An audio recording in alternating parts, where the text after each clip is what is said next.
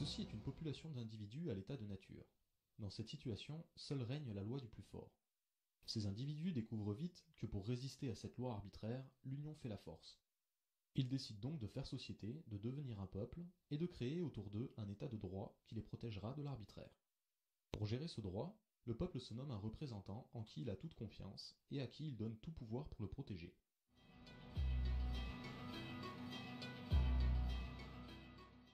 Et effectivement, ce représentant mène à bien sa mission.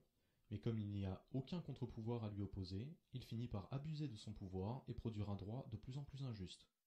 Le peuple constate alors que le droit l'opprime, alors même qu'il était censé le protéger. Et il choisit donc logiquement de changer de système de représentation. Il se nomme cette fois plusieurs représentants et non plus un seul, afin qu'aucun ne puisse prendre le pouvoir à son compte.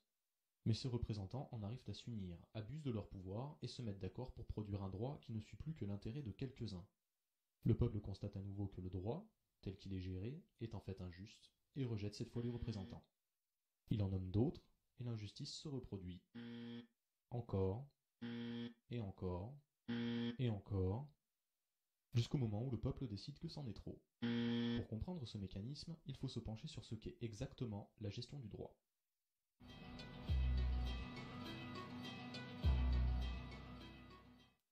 La gestion du droit est faite par des gens qui écrivent les lois, des gens qui les appliquent, et des juges qui les interprètent. Ces gens sont des professionnels.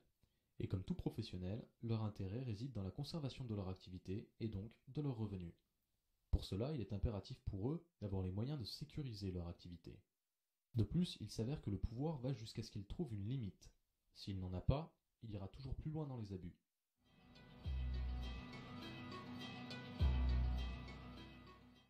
La question se pose alors, comment rendre le droit juste? Quelles limites mettre au pouvoir pour en empêcher les abus? La solution serait que le peuple contrôle la gestion du droit, pour se donner une assurance que le droit ne deviendra pas injuste. Pour cela, il lui faut un cadre juridique. Le peuple décide donc d'ajouter une nouvelle entité, une règle, qui le protège, en contraignant le droit. Cette règle, c'est la Constitution.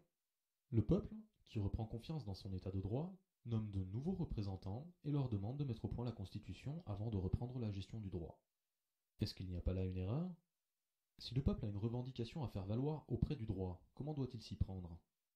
Puisqu'il n'y a pas de lien jusqu'au droit qui permette au peuple d'agir dessus, le peuple n'a d'autre choix pour s'exprimer que de lancer des pétitions, de manifester ou encore de faire grève.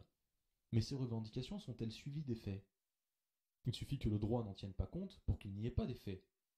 Le peuple est donc à nouveau en présence d'un droit injuste. Mais comment le droit peut-il encore être injuste alors qu'il y a une constitution qui est censée protéger le peuple? Et d'où vient cette impuissance que ressent le peuple vis-à-vis de ces combats qu'il mène et qui sont inefficaces? Toute cette construction semble déséquilibrée. Le peuple est impuissant et la gestion du droit fonctionne en circuit fermé, comme si la Constitution même n'existait pas. Mais justement, qu'implique exactement la Constitution?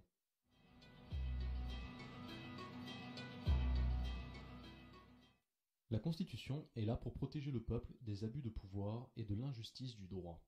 Pour ce faire, elle limite le pouvoir du droit. Et limiter le pouvoir du droit, c'est limiter du même coup l'activité des gestionnaires du droit, et même les révoquer si nécessaire. Or, l'intérêt de ces gestionnaires est justement de protéger leur activité. On constate ainsi qu'il y a divergence entre l'intérêt du peuple d'une part et l'intérêt de ses représentants d'autre part. Le peuple ne peut donc pas demander à ses représentants, qui ne veulent pas de contraintes, d'écrire la Constitution qui est censée les contraindre. Il y a conflit d'intérêts. Ces représentants écriront nécessairement des règles qui ne les contraindront pas, donc l'impuissance du peuple, et ce, dans l'intérêt de leur propre puissance. Mais alors, si les représentants ne peuvent pas écrire la Constitution, qui s'en chargera? Qui est à même d'écrire la Constitution conformément à l'intérêt du peuple? Qui serait assez désintéressé du pouvoir pour lui écrire des règles? Qui n'aurait pas la volonté de gouverner? Essayons sous un autre angle. Qui d'autre que le peuple a intérêt à ce que la Constitution soit efficace?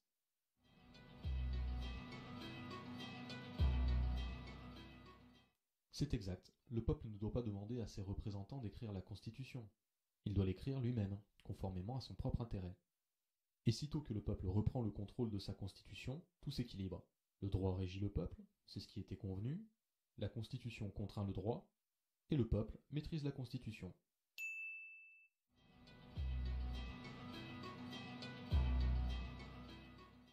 Voici le résumé des principes mis en œuvre.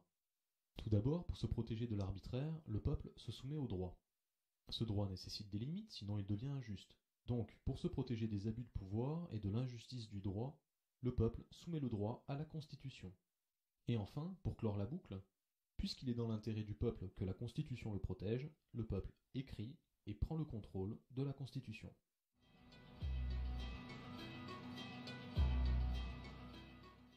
À vous qui m'écoutez, on a certainement appris, comme à moi d'ailleurs, que la Constitution c'était l'organisation des pouvoirs. C'est leur séparation, le choix des modes de scrutin, l'effet des scrutins sur le pouvoir, quel type de scrutin pour quel type d'élection, etc. Que sais-je encore.